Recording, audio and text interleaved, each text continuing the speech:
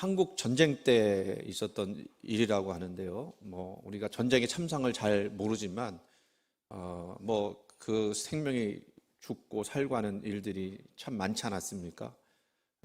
그 중에 이제 지뢰를 밟으면 사람이 이제 그 몸이 다 깨지기도 하고 그러는데, 어떤 때는 지뢰가 터지면 몸은 공중으로 올라갔는데 아무 이상 없이 내려오는 때도 있다는 거예요. 그런데 내려오지만 뭐가 손상이 되느냐? 두 눈이 다 빠지게 되는, 압력 때문에 그렇게 되는 거죠. 어느 군인도 지뢰를 밟았지만 아무데도 다친 데 없었지만 두 눈이 빠지고 말았어요.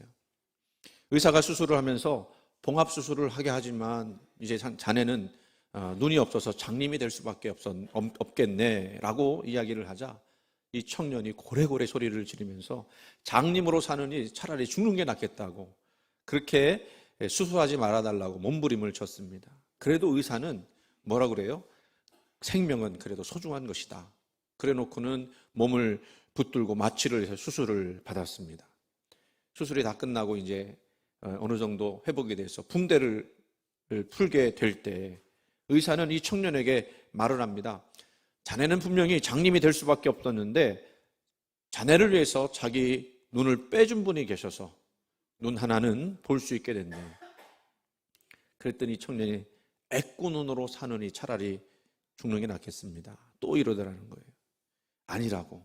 그러면서 붕대를 풀어주었습니다. 뿌옇게 앞이 보이기 시작하는데 좀 더 환하게 보이기 시작할 때 자기 앞에 서 있는 어머니를 보았어요. 어머니 눈 하나가 없습니다. 그때 그는 그 어머니 앞에 꿇어 엎드리고, 어머니 잘못했습니다. 저는 온 세상 그 누구보다도 가장 행복하게, 가장 행복한 사람으로 살 것입니다. 그렇게 얘기했다는 거예요. 여러분, 어머니의 눈 하나가 없는 것을 보고야 이 청년이 자기 삶의 가치를 재발견했습니다. 여러분, 이 어머니의 사랑에서 우리는 십자가의 사랑도 보게 됩니다. 십자가를 알게 되면 여러분의 삶의 가치도 깨닫게 되는 줄 믿습니다. 그러면 이제 질문을 해볼게요. 오늘 설교 제목이 참 도발적이죠. 도대체 십자가가 나와 무슨 상관이 있느냐고, 무슨 의미가 있느냐고. 여러분, 그렇게 묻는다면 여러분 어떻게 대답하시겠습니까? 2000년 전에, 시간도 멀잖아요. 2000년 전에 십자가에 죽은 한 남자의 이야기가 어떻게 지금 나와 상관이 있느냐라고 하는 물음은 늘 있던 질문이었습니다. 그런데도요, 그 질문에 답해주기가 쉽지가 않습니다. 특별히 신앙적 경험이 없는 분들, 또 우리 학생들, 청년들에게 이 십자가를 설명할 때 이게 그냥 말로만 전해지는 것이지 이게 그들 가슴 가운데 얼마나 와닿게 됐는가, 그런 생각을 하게 돼요. 여기 계신 우리 학생들 중에도 그런 마음이 있을까? 저는 우리 딸을 생각하면서 그런 생각을 좀 많이 하거든요. 저 아이에게 십자가를 이야기할 때 제가 얼마나 이해를 할까? 왜냐하면 십자가는요, 지식적으로 받아들여지는 것이 아니잖아요. 경험적으로 받아들여지는 것도 아닙니다. 그러면 십자가의 사랑을 머리로 이해하면서 지혜로 이해할 수 있을까요? 아닙니다. 사람의 지혜로 보면 더더욱 받아들이기가 힘듭니다. 왜 그럴까요? 쉽게 말씀드리면 십자가는 우리가 원하지 않는 삶의 방식이기 때문에 그렇죠. 희생하고 자기를 죽이는 삶의 방식을 누가 받아들일 수 있겠습니까? 좀 더 생각해 봅시다. 여러분에게는 십자가가 어떤 의미입니까? 혹시 십자가가 그냥 구원받을 때나 잠깐 갖다가 쓰고 내려다 놓는, 아니면 십자가 펜던트, 귀걸이 이런 것 달 때 말고는 쳐다보지 않는 그런 것은 아니었을까요? 그런데 성경은 계속해서 우리에게 말씀하지 않습니까? 우리가 십자가의 길을 따라가야 한다, 십자가 지고 주님 따라야 한다 말씀합니다. 왜 우리는 십자가의 삶을 살아야 한다고 할까요? 예수님을 따르는 그런 신앙생활을 한다고 생각하면서 신앙생활을 할 때 문득문득 이런 질문들이 나옵니다. 왜 우린 세상 사람처럼 높아지고 또 세상 자랑 좀 하고 힘 과시하고 살면 안 되나? 왜 우리는 늘 겸손해야 하고 늘 자기를 부인해야 하고 왜 우리는 남들 살리는 일에 그렇게 동원되어야 하는가? 이런 삶은 사실은 정말 우리가 원하는 삶이 아니었잖아요. 근데 왜 그런 걸까요? 왜 그렇게 살아야 한다고 말씀하는 걸까요? 성경적 답을 생각해 보겠습니다. 우리가 십자가의 삶을 살아야 하는 이유는 먼저 예수님이 우리를 너무너무 사랑하셔서 죽기까지 복종하셨기 때문이죠. 죽으시기까지 우리를 사랑하셨기 때문입니다. 아까 그 눈 빼준 어머니의 그 마음이 우리 하나님의 마음인 거예요. 눈이 아니라 생명을 내어서라도 우리를 사랑해 주신 것 아니겠습니까? 그래서 우리는 너무너무 존귀한 존재라는 걸 우리가 알지 않겠어요? 왜 자격도 안 되는 사람을 자꾸 사랑하라고 그래요? 나보다 못한 사람을 왜 사랑하라고 그래요? 그것은 자격도 안 되는 나를 그 십자가에서 먼저 사랑해 줬기 때문이죠. 왜 우리는 먼저 손해보는 삶을 살아야 한다고 이야기합니까? 우리 주님이 먼저 자기를 다 내어놓는 생명을 우리에게 주셨기 때문입니다. 이걸 깨닫지 못하면요, 우리는 절대로 주님 닮은 십자가 삶 살 수가 없습니다. 십자가가 과연 이런 것이라면 그것은 정말로 우리가 원하는 삶의 방식이 아니기 때문이죠. 그래서 십자가는요, 논리나 지식이나 세상의 지혜로 받아들여질 수가 없습니다. 이런 십자가에 대한 거부감은 사도 바울 시대에도 똑같았습니다. 아니, 오늘 우리에게보다 더 심했을 거예요. 오늘 23절 말씀 보니까 바울은 십자가에 대해서 뭐라고 이야기합니까? 우리는 십자가에 못 박힌 그리스도를 전하니 유대인에게는 뭐 하는 것이요? 거리끼는 것이요, 이방인에게는 미련한 것이로되. 여러분, 사도 바울이 전한 그리스도는요, 그리스도만 전하면 괜찮은데 그 그리스도가 어떤 그리스도냐면요, 십자가에 못 박힌 그리스도예요. 말이 안 되는 표현이에요. 둘이 합쳐지는 것이. 근데 그것을 들은 유대인에게는 그 십자가가 거리끼는 것이고 이방인에게는 미련한 것이 되었다 말합니다. 왜 유대인에게는 십자가가 거리끼는 것이 되었을까? 그들은 오랫동안 성경에서 그리스도를 기다렸어요. 메시아를 기다렸습니다.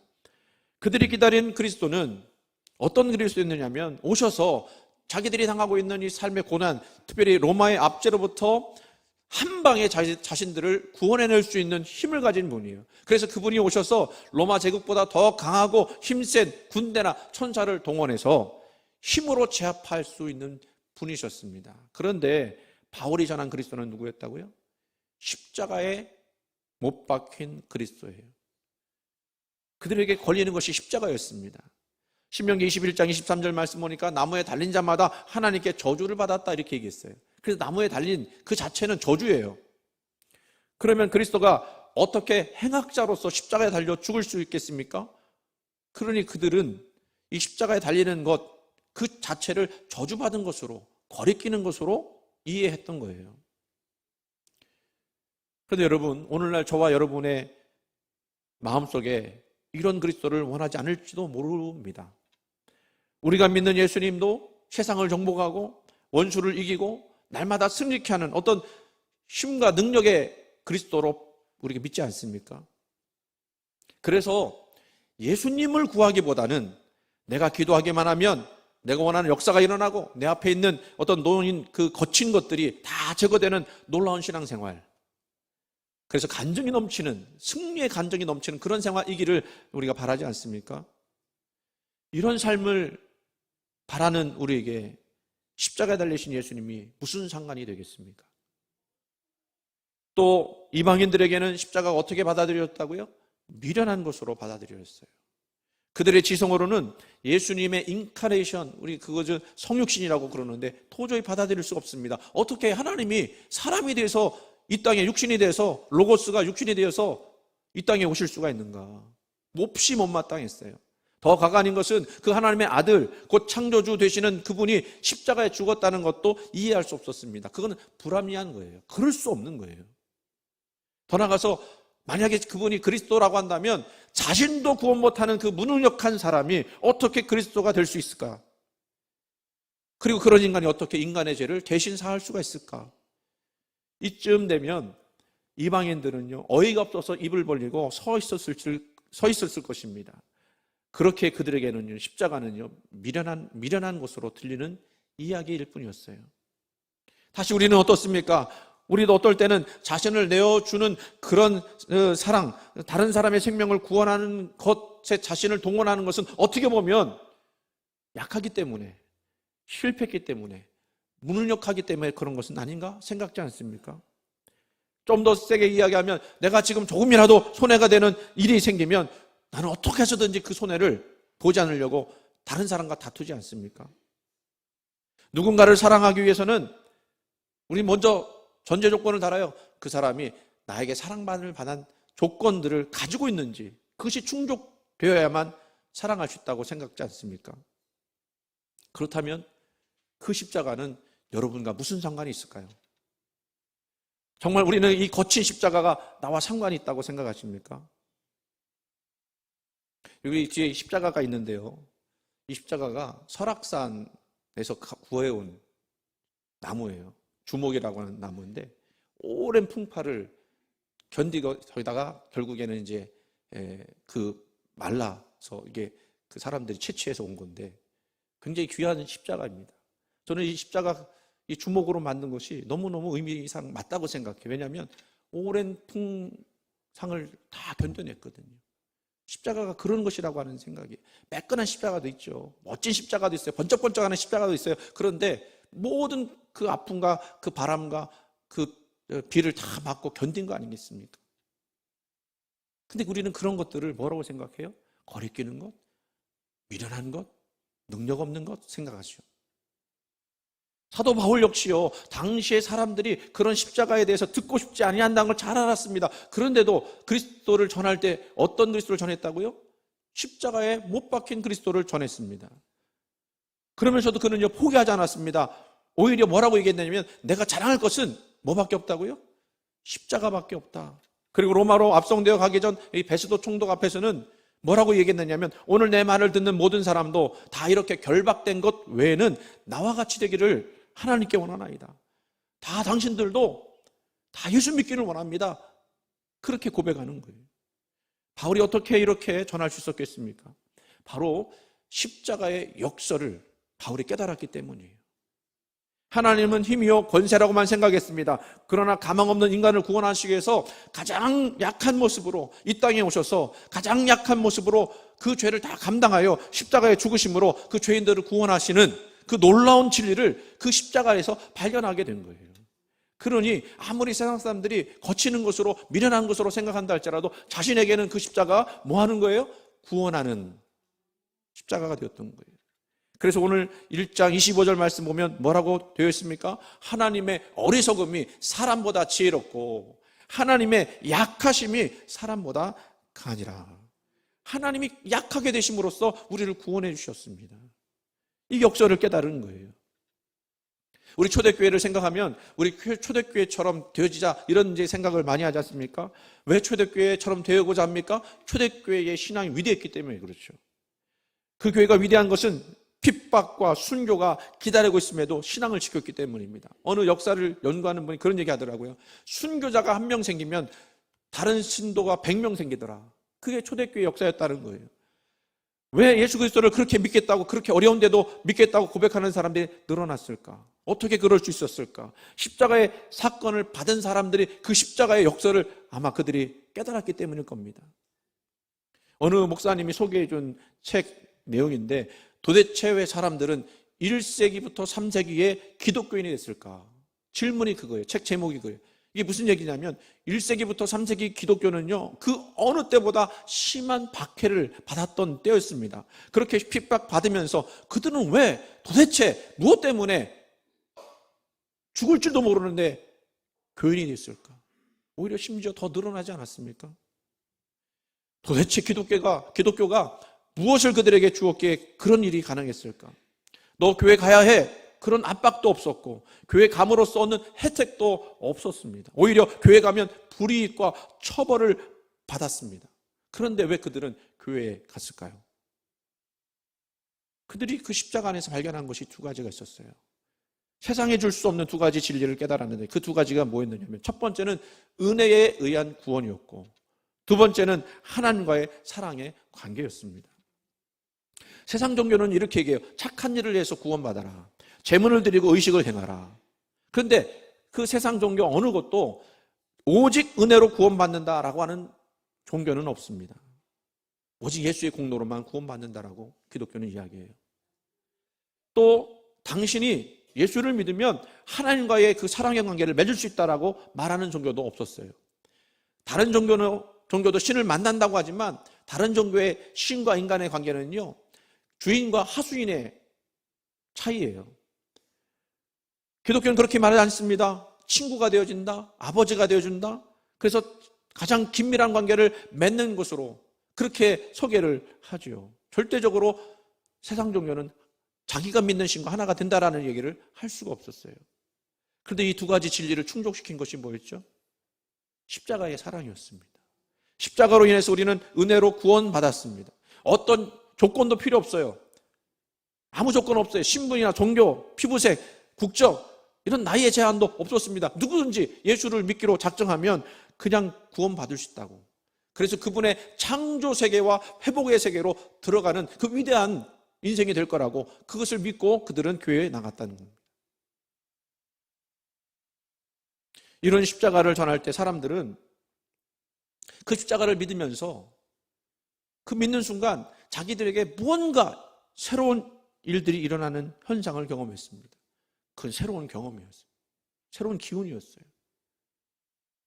저도 마찬가지지만 여러분 예수를 정말로 발견하고 예수를 믿게 되었을 때 느꼈던 그런 감정 뭐였습니까? 세상에서 보잘것없는 나 같은 죄인을 십자가 예수님이 사랑해 주셔서 가장 귀한 존재로 또 맡아주시고 너는 내 아들이다, 내 딸이다 라고 말씀하시면서 우리를 부르신 거예요. 얼마나 놀라운 일입니까? 나는 아무 능력도 없다고 생각되었을 때 주님께서 찾아오셔서 내가 너에게 능력 준다고, 믿음의 능력을 줄 거라고, 예수를 믿기만 하면 너희 안에서 못할 일이 전혀 없을 거라고 말씀해 주시는 분이 우리 예수님이세요.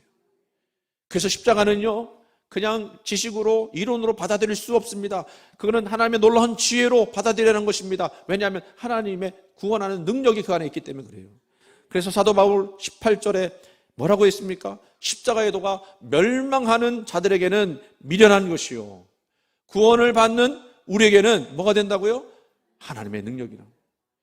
여러분 오늘 십자가를 생각하면서 그 능력을 체험하고 그 구원하시는 역사를 체험할 수 있기를 간절히 소원합니다. 여러분 왜 이 십자가를 믿으십니까? 이 십자가가 여러분에게 이제 관계 있지 않습니까? 십자가의 능력을 날마다 경험하여 십자가의 은혜로 날마다 체험하며 살아야 되지 않겠습니까? 영화가 있는데요 아실는지 모르겠습니다. 보신 분 계실 거예요. 예전에 90년대 영화인데 포레스트 검프라고 하는 그런 영화가 있어요. 이 영화는 좀 다시 봐도 좋을 수 있는 영화예요. 아주 그 인간미가 돋보이는 영화인데 거기 내용에 이제 포레스트 검프라는 그 주인공이 있고요. 그 어릴 적 친구 제니라고 하는 아주 귀엽게 생긴 여자친구가 있었어요. 포레스트 검프가 좀 지능이 낮았는데 그 여자친구가 이 검프를 늘 살뜰히 챙겼습니다. 근데 그 5살짜리 제니는요 상처가 있어요. 주정뱅이 아버지를 피해서 늘 몸을 숨겨 있습니다. 어느 날도 옥수수 밭을 가로질러 뛰어가면서 기도하는 그런 가슴 아픈 장면이 나와요. 뭐라고 기도하냐면 사랑의 하나님 여기서 멀리 날아가 버릴 수 있도록 저를 새로 만들어 주세요.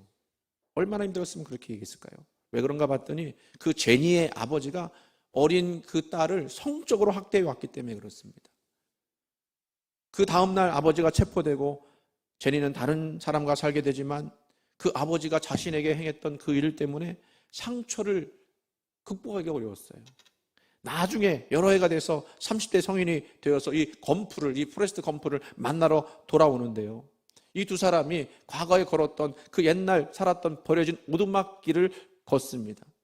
그런데 그 제니의 마음속에는요 그 집을 바라보자 묻혀있던 학대의 기억들이 막 솟아오르기 시작하는 거예요. 주체할 수 없었습니다. 울음을 막 터뜨리다가 주위에 있는 돌멩이를 집어들어서 그 오두막을 향해서 힘껏 던지기 시작하는 거예요. 있는 돌들 다 집어 던집니다. 그리고 상처와 분노를 막 쏟아내기 시작합니다. 그러니까 더는 던질 돌멩이가 이제 없게 되자 이제는 뭐까지 던지냐면 자기 구두까지 벗어서 던지는 거예요. 우리 여자들 가끔 그렇죠, 있죠. 열받으면. 그리고 땅바닥에 주저앉아 흐느끼는 거예요. 그 모습을 본 검프가 이런 말을 합니다. 뭐라고 얘기하냐면 때로는 돌멩이가 충분하지 않을 때가 있는 것 같아. 그 던지는 돌멩이가 충분하지 않은 것, 그 다 찢겨지지 않는다는 얘기죠. 우리도 때로는 살아오면서 이런 상처와 고통이 있습니다. 이런 억지스러운 삶을 향해 우리도 돌팔매질하고 싶은 마음이 있습니다. 우리도 뿌리 깊은 고통과 분노가 우리 마음속에서 곪고 있는지도 모릅니다. 그래서 때로는 두 주먹을 불끈쥐고 하늘을 향해 흔들어대면서 이렇게 소리칠 수 있어요. 하나님, 이건 공평하지 않아요. 옳지 않습니다. 내가 이런 일을 만날 만한 무슨 잘못을 했나요? 우리에게 이런 일이 종종 일어나지 않습니까?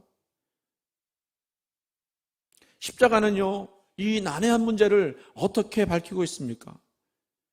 우리가 부당한 고난 앞에 있을 때, 하나님의 능력과 선하심을 믿기 위해 애쓸 때 십자가는 우리에게 어떤 말을 해줄 수 있을까요? 그런데 여러분, 안타깝게도 예수님은요, 우리의 고난에 대해서 구구절절 설명하지 않으시더라고요. 여러분이 당하는 그 고난들이 있을 때 그 고난이 무슨 의미라고 설명하지 않으시더라고요. 대신 뭐 하신지 아십니까? 우리 예수님이 그 고난에 자신의 몸을 던지셨습니다. 손수 그 고통을 당하셨습니다. 그리고 죽임당하셨습니다. 한마디로 십자가는 그리스도 안에 계신 하나님이 우리가 겪는 고난 가운데 우리와 함께 하시는 분이라고 이야기해주고 있어요. 그러니까 여러분이 고난당할 때 여러분 혼자가 아니라는 거죠. 하나님이 여러분과 함께 하시면서 무관심한 채로 버려두지 아니하시고 그 고난 가운데 동행해 주시는 거예요. 그래서 우리는요, 예수님을 가장 깊이 만날 수 있을 때가 언제냐면 고난당할 때. 고난 속에서 십자가를 묵상하게 되고 고난 때문에 우리가 주님을 보게 되는 거죠. 우리 예수님은 인간이 겪을 수 있는 모든 고난을 체휼하셨습니다. 십자가에서 불의를 겪으시고 벌거벗기는 수치를 당하시고 조롱당하시고 침뱉음 당하시고 분노의 표적이 되고 버림받으셨어요. 생명의 물이 목마르셨습니다. 생명의 떡이신 예수님이 굶주리셨습니다. 율법을 정하신 분이 부당하게 불법자로 낙인 찍히셨습니다. 거룩한 분이 죄인이 되셨습니다. 그건 누구 때문에 그런 거예요? 우리 때문에. 우리와 함께 하시기 위해서. 그렇습니다. 남들이 알지 못하는 마음의 상처로 아파하는 그런 영혼 오늘 이 자리에 있으시다면 이 시간 갈보리 언덕으로 갑시다. 그 십자가가 남의 십자가가 아니에요. 멀리 떨어져 있는 십자가가 아니에요. 저와 여러분을 위한 십자가예요.